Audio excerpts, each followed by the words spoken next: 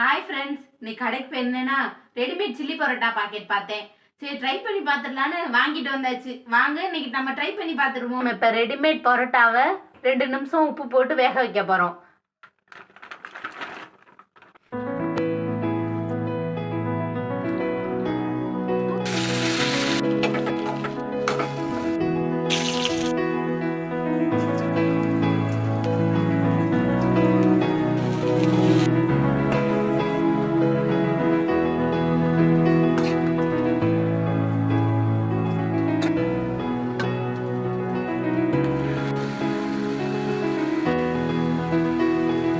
Readymade பரோட்டாவுக்கு தேவையாங்கிற masala அந்த பாக்கெட்டுக்குள்ளேயே இருக்கும்.